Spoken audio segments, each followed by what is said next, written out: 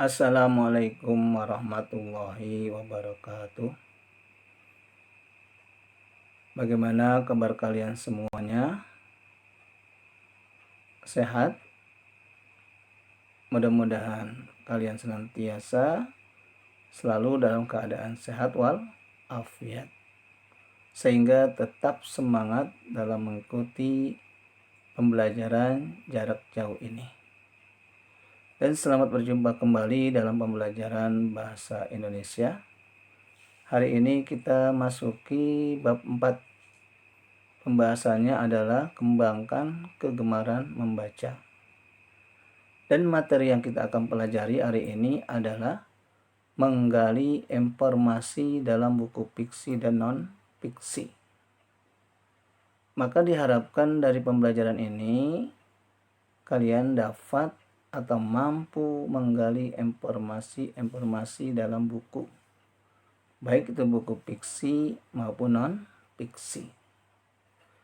Baiklah anak-anakku sekalian yang berbahagia, tentu dalam menggali informasi dalam sebuah buku, kita harus membaca. Tanpa kita membaca, tak mungkin kita dapat menggali informasi dalam buku tersebut.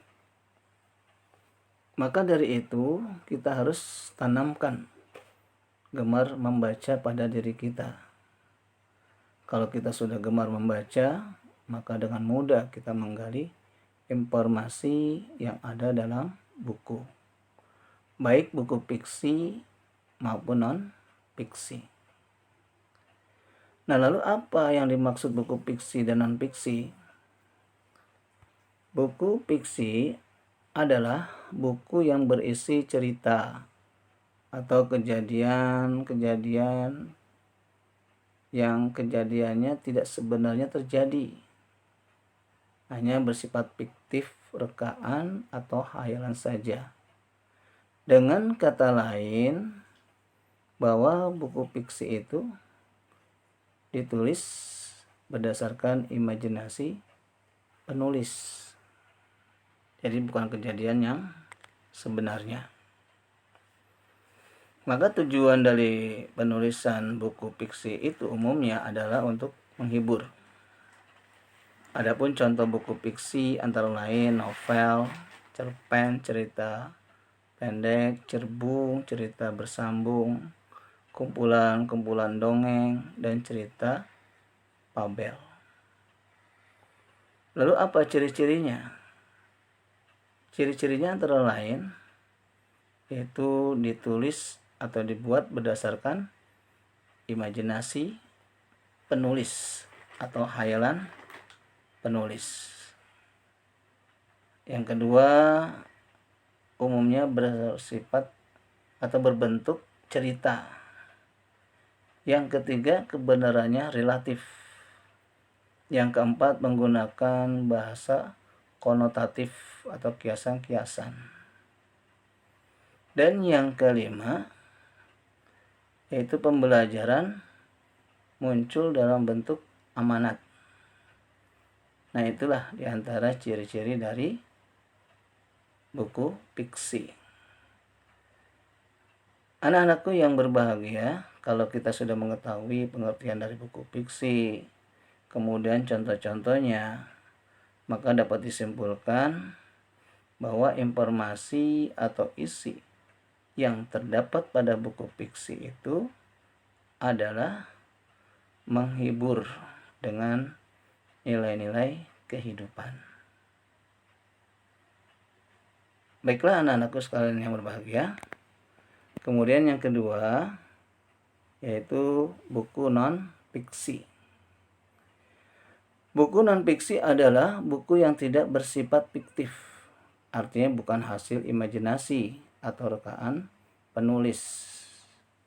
Dengan kata lain, yaitu buku non-fiksi adalah buku yang berisi peristiwa atau pengalaman-pengalaman yang benar-benar terjadi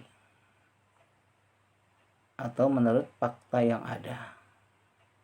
Jadi kejadiannya itu benar-benar terjadi, tidak seperti buku fiksi, hanya rekaan atau imajinasi penulis. Apa contoh buku dari buku non-fiksi? Antara lain yaitu buku pelajaran.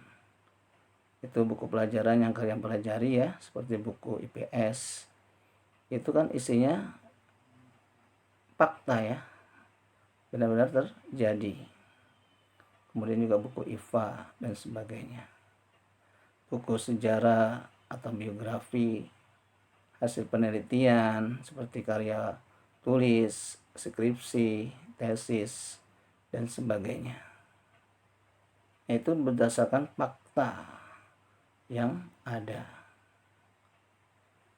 Lalu apa ciri-ciri dari buku non-fiksi?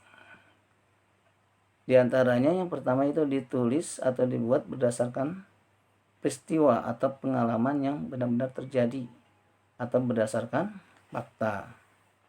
Yang kedua, umumnya berbentuk laporan. Yang ketiga, menggunakan bahasa yang denotatif yang sebenarnya. Kemudian yang keempat, pembelajaran muncul dalam bentuk materi.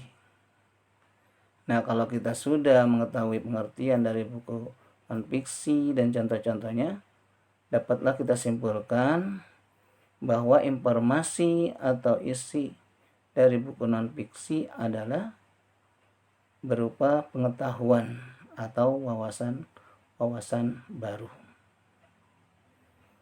Mudah kan? Nah, demikianlah pembahasan materi kita pada hari ini. Jadi kesimpulannya adalah buku fiksi adalah buku yang dibuat atau ditulis berdasarkan rekaan atau hayalan atau imajinasi si penulis. Sedangkan buku non-fiksi adalah buku yang dibuat berdasarkan peristiwa-peristiwa atau pengalaman yang benar-benar terjadi atau berdasarkan fakta yang ada. Nah, anak-anakku sekalian berbahagia, sampai di sini dulu pembelajaran kita pada hari ini, dan tetap semangat, jangan lupa selalu menjaga protokol kesehatan. Terima kasih. Wassalamualaikum warahmatullahi wabarakatuh.